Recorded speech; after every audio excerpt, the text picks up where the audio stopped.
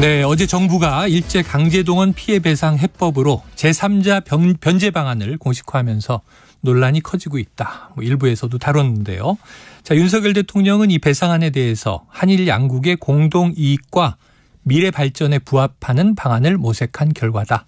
이렇게 이제 입장을 냈습니다. 정작 또 일본의 속내는 무엇인가? 자, 이 관련된 자세한 내용을 전문가인 호사카 유지 세종대 교수와 좀 이야기 나눠보도록 하겠습니다. 전화로 연결하겠습니다. 자, 교수님 안녕하세요. 예, 안녕하십니까. 예, 오랜만에 연결드립니다. 예, 오랜만입니다. 네네. 예, 이 사안이 아주 큽니다. 지금 예. 정부가 발표한 강제동원 배상 해법. 자, 윤 대통령은 오늘 피해자 입장을 존중하며 한일 공동이익을 모색한 결과다. 이렇게 자평했는데 교수님 어떻게 보세요? 그 피해자들의 입장을 많이 고려했다 그런 식으로 말씀하셨는데 네. 그거는 조금 아닌 것 같습니다. 예. 왜냐하면 피해자들이 상당히 반발하고 있고요. 네네. 2018년 대법원의 판결은 배상금 위자료 지급이었는데 네. 이번에 배상이라는 부분이 완전 빠졌습니다. 네네. 그래서 해결책에서도 배상이라는 말은 없고 방조금이라고 이야기를 했지 않습니까? 네네네. 실제로 배상이라고 하면 전범 기업이 참여를 해야 되는데 네. 그것도 사실 제외됐습니다. 네. 이러한 입장에서 그리고 65년도에 다 끝났다라는 일본 정부의 입장에 맞춰서 한 결과다라는 것을 일본 언론들도 말하고 있기 때문에 65년도 청구권 협정에 포함되지 않는 배상을 2018년에 대법원에서 네네. 판결을 한 것인데 네. 피해자들은 이런 식으로 해결책이 아닌 해결책 이러한 생각을 갖고 있어가지고요. 네. 대단히 반발하고 있다. 그렇게 이해할 수가 있는 것 같습니다. 알겠습니다. 오히려 저 일본 입장을 이제 좀 거둔 것 아니냐. 피해자 존중이라고는 했지만 피해자들은 반발하고 있다. 자, 말씀하신 대로 이제 우리 대법원은 65년 이 국가 간의 합의와는 관계없이 개인의 청구권은 소멸되지 않았다. 살아있다. 이렇게 본 거죠. 네. 자, 우리 정부의 해결책 발표에 일본이 좀 빠른 반응들을 내놓고 있더라고요. 기시다 총리는 한일 관계를 건전한 관계로 되돌리기 위한 것으로 평가한다. 자, 사죄 대신에 과거 담화를 계승한다. 이런 입장을 냈고요. 하야시 외무상, 정부는 민간 기업의 자발적 기여 활동에 특별한 조치를 하진 않을 것이다. 이번 발표를 좀 수용하는 듯한 모습을 보였습니다. 네. 일본의 속내를 좀 어떻게 읽어야 하겠습니까? 일본은 일단 한미일 안보 협력이 대단히 중요하다라고 네. 생각하고 있고요. 이것은 그 미국 쪽의 요점도 사실상 그 강하게 작용되었다라고 할 수가 있습니다. 특히 미국 측은 일본하고 한국의 이러한 갈등이 계속된다면 한미일 건조에 대단히 문제가 생긴다. 일본도 이 참여에 과거의 문제를 일본 중심으로 풀어야 되겠다라는 입장을 강하게 내세웠다라고 할 수가 있습니다. 네. 그러니까 일본 측의 입장만 말씀드리면 혹시 이 배상 문제라는 것이 완벽하게 확정되기는 했지만 또 현금화 까지 된다면 이게 계속 이어질 가능성도 배제할 수가 없고 네. 앞으로 있을 북일 수교에도 굉장한 그 악영향을 미친다. 이게 일본의 입장입니다. 네네. 그러니까 여기서 완전히 끊어야 되겠다. 그러한 그 일본의 불리하게 돌아가는 내용을 끊어야 되겠다. 일본이 침략 전쟁으로 인해서 아시아에 폐해를 끼친 여러 가지 문제를 한국이 꺼내가지고 이게 북한 그리고 중국 또 동남아 확대되는 것을 막아야 된다. 이러한 일본 쪽의 손해가 사실 있다. 그런 관측들이 나와 있는 거죠. 네, 알겠습니다. 일본 쪽은 여기서 끊어내야 한다. 확산되면 네. 앞으로 이 한국만이 아니라 아까 말씀하신 북일 수교 그런 것도 염두에 둘 수 있겠네요. 자, 미국의 이제 입김도 좀 강하게 작용한 것 같고 그렇다면 교수님 지금 일본 언론들의 분위기는 좀 어떤지 어떤 식의 보도들이 많은지 좀 정리해 주신다면요. 예. 일본 측의 보도는 일단 한국 정부가 65년에 모든 것이 끝났다라는 일본 정부의 입장에 배려를 했다. 배려를 우리가 했다. 이러한 보도들이 굉장히 많이 나와 있습니다. 네네. 특히 하야시 외상이 이번에 한국이 내놓은 해결책은 일본 정부의 입장하고 모순이 되지 않는다. 이렇게 이야기를 했지 않습니까? 네네.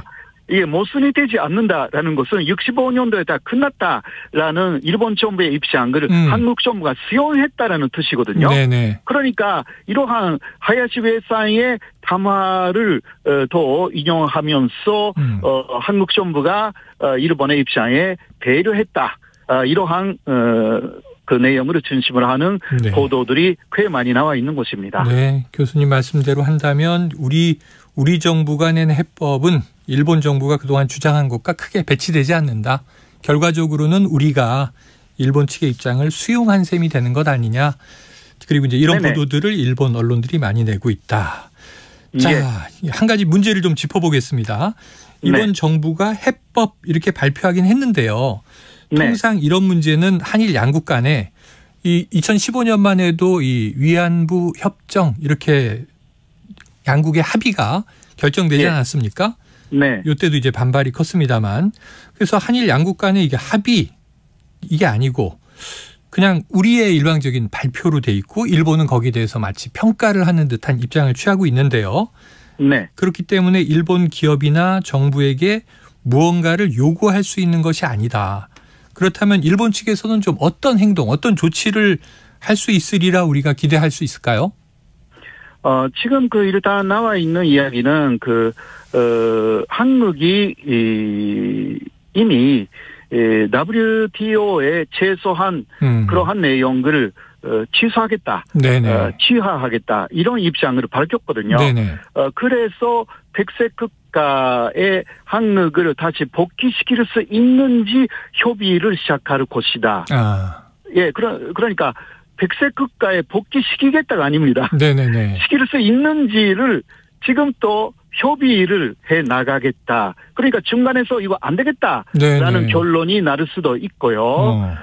그러니까 한국이 모든 것을 일본에게 사실상 내주고 있는데 일본은 거기에 대해서 뭔가 아주 화끈하게 그러면 이거 해주겠다라는 것이 아닙니다.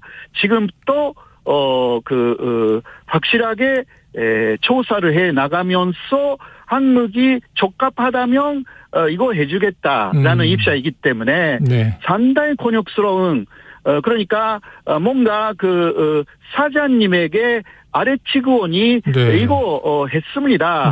어떻습니까? 그런 식으로 보고를 해 나가면서 윗사람이 이거 되는지 안 되는지 잘 모르겠는데 일단 잘 해왔다. 우리가 이거 좀 검토해 보겠다. 막 이런 상황이거든요. 이거 외교가 아닙니다. 그러니까 일본이 지금 우위를 점했다 이렇게 말씀을 해 주신 거네요. 네. 예, 이거 외교라고 하면 1대1로 대등하게 해야 되는데 우리가 하나 하면 무너진 거예요. 현재. 무너졌다. 예. 대등한 외교라면 우리가 하나를 양보하면 저쪽도 뭔가를 양보해야 되는데 자, 우리는 뭔가 행동을 했지만 저쪽은 거기에 대해서 우리도 뭘 해줄 수 있는지 한번 검토해 볼게. 이건 대등한 관계 아니다. 예, 물론 정상회담은 수용했어요. 네네네. 예. 그것은 하나의 성과라고 할 수가 있는데, 그러나 그것은 하나의 현실이지, 정상회담에서 무엇을 얻을 수가 있는가가 이게 외교이기 때문에요. 이것을 뭔가 일본에 해주었다라고 평가하면 안 된다고 할 수밖에 없죠. 우리가 어제와 같은 정말 고육지책의 해법을 정부가 냈고 국내의 비판과 반발을 지금 막 무릅쓰고 있는데 그게 거기에 대한 대가가 일본은 정상끼리 한번 만나줄게. 이건 결코 상응하지 않는 것이죠. 네. 예, 그렇죠. 자, 그런데 교수님, 일본 측의 입장에 만약 변화가 없다면 자, 우리는 먼저 왜 이렇게 해결책을 급하게 내놓았어야 하는가? 이게 이제 의문으로 남습니다. 정부의 기조가 이 문제를 좀 빠르게 처리하려는 듯한 모습이에요. 널리 알려진 공식 입장. 경제 문제 외에도 혹시 윤 대통령 입장에서 기대하거나 얻을 수 있는 것이 있을까? 있다면 무엇일까? 궁금해집니다. 이것은 일단 현재 한국 정부는 한미일 건조를 강화해야만이 일본 한국의 경제적인 이익이라든가 기술적인 이익이라든가 또 안보 면에 있어서의 이익이라든가 이런 모든 것이 올 수 있다라는 사상을 갖고 계시는 분들이 지금 현 정권에 상당히 많이 포진되어 있다. 그렇게 좀 간축되는데요. 그러나 그러한 한미일 건조를 특히 군사 안보 쪽으로 강화해달라라는 것은 미국하고 일본의 입장이라고 할 수가 있는데요. 그렇게 하면 할수록 반대편에 서 있는 러시아, 북한, 중국 이러한 나라들은 대립각을 확실하게 만들어 나가고 있다. 이런 식으로 볼 거 아닙니까? 특히 미국 쪽은 대중국 포위망, 특히 중국이 대만을 침공할 때에 대비하여서 일본의 군사력을 안보 산문서로 확실하게 방역 능력이라는 것을 만들어 주었고 그리고 거기에도 주변 국가 일본뿐만이 아니라 일본의 주변 국가에도 사실상 대만 유사시에 대응할 수 있는 준비를 계속해 나가고 있다. 오키나와의 일본 미국의 오키나와에 있는 미국 사령관이 그렇게 이야기를 했습니다. 이러한 부분이 굉장히 우리로서는 사실상 압박으로 다가오는 부분인데요. 그러나 이러한 한미일 안보 협력 그것이 있어야만이 경제적인 협력 그리고 기술적인 협력 이런 것이 이루어질 수 있다라는 이념이 좀 있는 것 같습니다. 대신 중국을 버리고 중국하고의 그러한 경제적인 관계를 사실상 포기하는 수준까지 갈 우려가 있고요. 또 우크라이나에서 일어나고 있는 그러한 상황이 우리 한반도에도 일어날 수 있는 그러한 안보적인 위험성도 안게 되는 셈입니다. 자, 지금 여러 가지 국제 정세에 또 국가 간의 상황들이 여기에 엮여 있다. 지금 말씀하신 것처럼 바이든 대통령도 바로 반응을 미국 시간으로는 늦은 밤에 냈는데요. 획기적인 협력과 파트너십에 신기원을 열었다. 그러니까 새로운 장을 열었다. 이렇게 이제 환영하는 입장을 밝혔습니다. 말씀하신 대로 우리는 WTO 분쟁 해결 절차를 먼저 중단하고 화이트리스트에 올라가는 것도 검토 시작 단계다라고 말씀하셨는데 자, 이런 상황이 이제 벌어졌다면 앞으로 이제 지소미아 있고요. 한일 간의 정보 협력 또 후쿠시마 오염수 문제도 있고요. 한일 관계에 산적한 문제가 많은데 지금 어떤 영향을 미칠 것으로 예상하세요? 그래서 기본적으로 한일 간의 갈등이라는 것을 키우지 않는 방향으로 계속 갈 것 같습니다. 사실상 G7 5월에 G7이 히로시마에서 있지 않습니까? 이게 일본 키시다 총리가 위장이 되기 때문에요. 거기에 윤석열 대통령이 아마 초점될 것입니다. 그래서 오염수 반유도 이전에는 하지 않을 거라고 저는 보고 있거든요. 그 이후에 그러나 오염수 반유 이것은요 IAEA도 그 단계마다 이것은 해야 되는 상당히 복잡한 문제를 내포하고 있다고 정확하게 이야기를 하고 있거든요. 이러한 부분에서 한국은 이런 기조로 간다면 일본에 대해서 뭐라고 말하지 않게 될 것이 아닌가 그렇게 보여지는데요. 사실상 오염수 문제는 굉장히 큰 문제입니다. 그러나 바로 옆에 있고요, 우리가. 거기서 낚이는 물고기들이 금방금방 우리에게 올 수도 있고, 일본은 이러한 상황에서 다음에, 지금 우리는 후쿠시마라든가 거기 중심에 8개 정도의 현에서 오는 수산물을 완전히 네. 금수하고 있지 않습니까? 수입 금지하고 있는데 그거 아마 풀어줄 가능성도 있거든요. 아하. 일본이 그것을 요구해 올 것입니다. 거기에 대해서 우리 못한다라고 할 수가 있는지 이러한 문제들이 산적되어 있습니다. 알겠습니다. 사실. 참 한일 간에 많은 문제들이 또 걸려 있는데 그러면 이 해법의 파장 이후에 교수님 말씀처럼 이 갈등을 우리가 이 피하는 입장으로 갈 것인지 일본의 입장을 계속 몇 가지나 양보하고 수용할 것인지 걱정되는 대목인데 지켜봐야겠네요. 자, 교수님 오늘 말씀 여기까지 듣겠습니다. 예, 고맙습니다. 네, 고맙습니다. 지금까지 호사카 유지 세종대 교수였습니다. 자, 오늘 최영일의 시사본부 준비한 소식은 여기까지입니다. 참 날은 점점 따뜻해지는